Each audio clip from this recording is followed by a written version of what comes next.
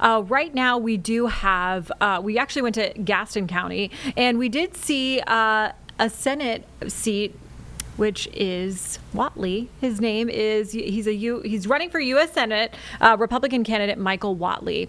And he did cast his vote in Gatsonia. That is video of him going up and getting his registration and everything ready to vote. So he is voting. He voted today earlier. And our Destiny Richards was there, and she was able to talk to him kind of about his experience and why he's running for that U.S. Senate seat for North Carolina. Let's take a listen in. Your race. I'm very excited. I think it's a great day. I'm so excited that we got a chance to come out here and vote. This is going to be the most important Senate race in the entire country. It's very important for us to have a conservative champion and for President Trump to have an ally in the Senate. What in your experience do you think sets you up in a position well to work against ex-Governor Cooper? Well, look, I think the voters of North Carolina have made it very clear over the last several election cycles that they want a conservative champion. They want somebody who is going to fight for economic policies that will create jobs, that will raise wages, that will lower costs. They want to keep our kids and our communities safe. That is my agenda. That's what I'm going to be fighting for every day. We're going to be fighting for every family and every community in North Carolina.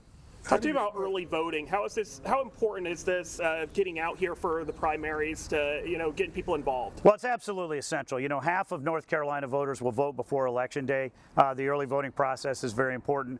We're going to make sure that we're talking to voters right now during the early vote process, and it is an opportunity to come out and do it. My wife and I, we vote early every single year, and it's just a great habit that we've got.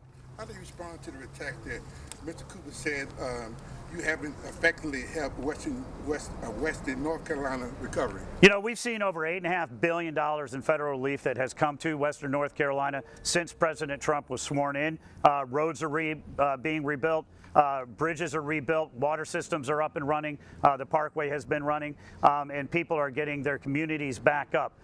We're not ready to hang out a mission accomplished sign, but the support that North Carolina has received from the Trump administration has been very, very significant, more support than they've received in any other hurricane in the past. What would a Republican senator mean for North Carolina?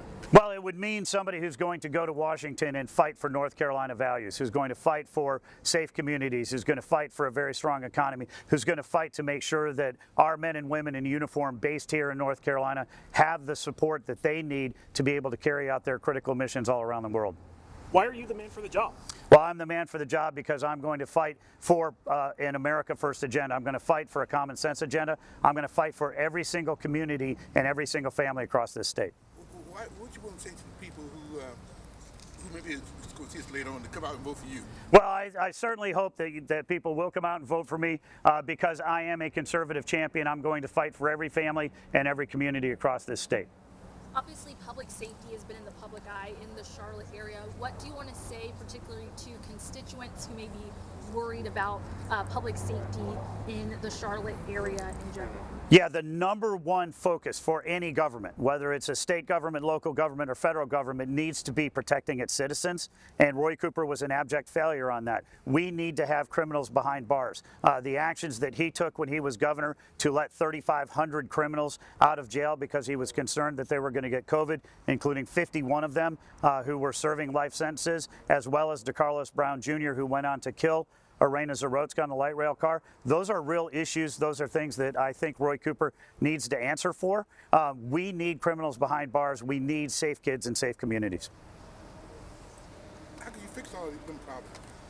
We're going to fight every single day, and we're going to make sure that the state has the resources that it needs. We're going to make sure that we have policies that are going to create jobs, that are going to raise wages, that are going to lower costs, and we're going to keep our kids and communities safe. What does North Carolina look like under your leadership? Well, North Carolina under my leadership is going to be a conservative bastion, and we're going to make sure that we are supporting an America First agenda. And when it comes to supporting our military and our veterans, we're going to make sure that we're honoring our commitments to them.